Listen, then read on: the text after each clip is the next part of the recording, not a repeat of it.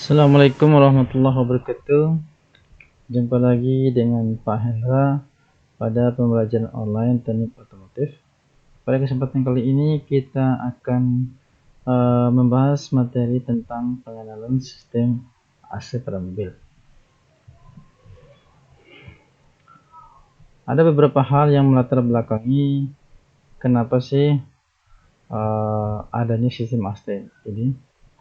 Bisa adik-adik lihat pada gambar, di mana pada gambar dijelaskan bahwa ada seorang pengemudi yang di dalam mobilnya merasakan hawa panas, suhu yang panas, berkeringat, tidak nyaman, sumpek ya, karena memang mobil yang dulu digunakan oleh pengemudi itu ya memang belum ada sistem AC-nya.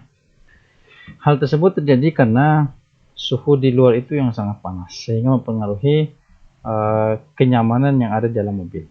Nah, berangkat dari masalah itu, para penemu atau peneliti mencari sebuah solusi. Bagaimana caranya agar menemukan atau membuat sebuah sistem yang mampu memberikan kesejukan, kenyamanan, dan juga memberikan suhu yang sesuai dengan keinginan pengemudi, walaupun dengan kondisi cuaca yang sangat panas yang terjadi di luar kendaraan. Maka dari itu ditemukanlah sebuah sistem yang diberikan nama sistem AC, yang tujuan dan fungsinya adalah memberikan kenyamanan dan rasa sejuk yang ada di dalam mobil walaupun udara di luar mobil itu sangat panas. Pada sistem AC tersendiri terdapat beberapa komponen, yaitu ada namanya kompresor, kondensor, receiver, katup ekspansi, evaporator, blower, dan panel AC. Berikut fungsi dari masing-masing komponen tersebut adalah: kompresor berfungsi sebagai atau untuk memompa dan menekan freon agar gas freon memiliki tekanan dan dapat bersirkulasi. Kompresor pun memiliki beberapa jenis, diantaranya adalah jenis torak, sentrifugal, rotari, dan juga jenis scroll. Untuk jenis-jenis ini dapat kita pelajari pada pertemuan selanjutnya. Kemudian selain kompresor ada yang namanya kondensor. Fungsi dari kondensor adalah mendinginkan cairan refrigeran atau freon ketika cairan tersebut telah panas dan termampatkan sebelumnya oleh kompresor. Itu fungsi dari kondensor. Yang ketiga adalah receiver atau disebut juga dryer. Apa fungsi dari dryer? Fungsinya adalah tempat menampung freon cair yang keluar dari kondensor, menyaring kotoran dan partikel halus dari freon cair tersebut, kemudian menyerap kandungan uap air yang ada di dalam freon. Yang keempat adalah komponen yang disebut dengan katup ekspansi.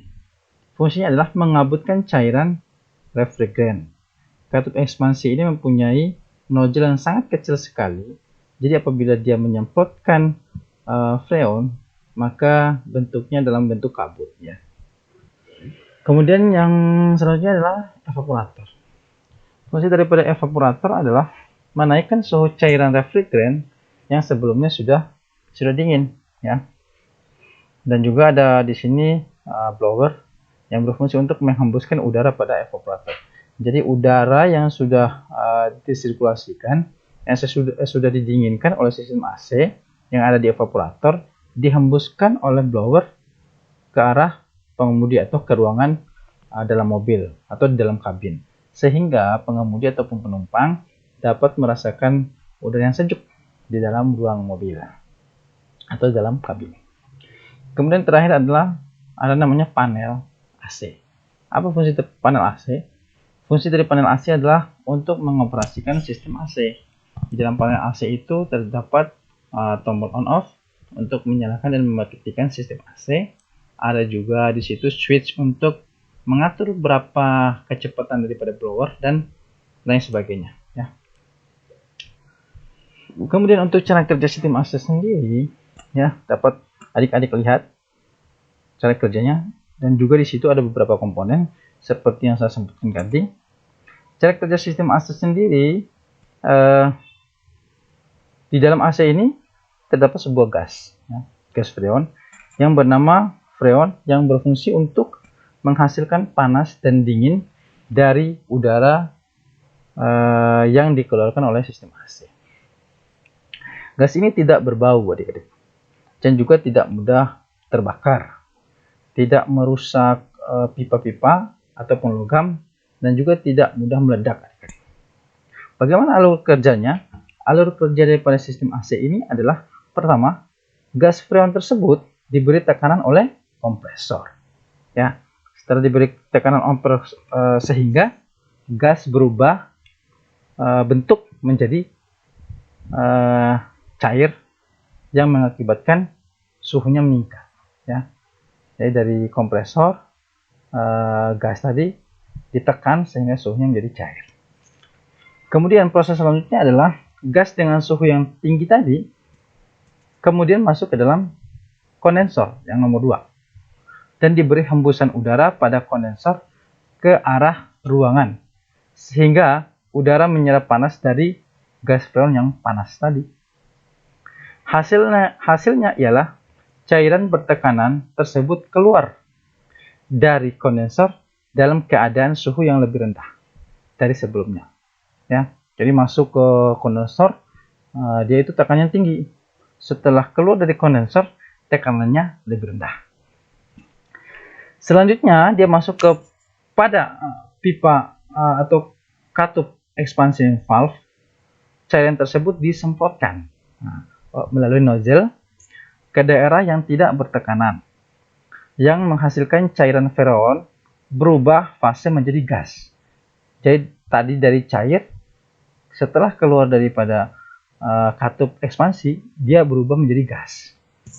Karena perubahan tersebut, kerapatan massa lebih rendah sehingga suhu yang sebelumnya sudah turun. Suhu yang sebelumnya kan sudah turun dari kompresor menjadi lebih turun lagi. Nah, suhu freon tadi dari kompresor itu sudah turun. Setelah keluar dari katup ekspansi, dia lebih turun suhunya. Hal inilah yang mengakibatkan cairan freon memiliki suhu yang sangat rendah, ya, dingin dia. Kemudian selanjutnya, gas freon yang telah turun tersebut masuk ke evaporator dan dihembuskannya udara melalui evaporator sehingga suhu udara yang melewati evaporator tersebut menjadi dingin. Jadi kondisinya di evaporator ini sudah dingin, adik-adik. Udara dingin tersebut kemudian disalurkan ke ruangan yang membutuhkan udara dingin dengan bantuan blower. Kemana? Ya ke dalam kabin, ke ruang dalam kabin mobil, baik itu untuk pengemudi maupun untuk penumpang yang di belakang. Dan gas freon tersebut selanjutnya tersirkulasi kembali melalui kompresor dengan siklus yang sama dengan langkah di atas, ya, dengan langkah yang saya sebutkan tadi. Jadi prosesnya akan terus berulang selama sistem AC ini kita aktifkan. Seperti itu. Jadi saya ulangi, dari kompresor gas freon itu dinaikkan suhunya, ditekan, kemudian masuk ke kondensor.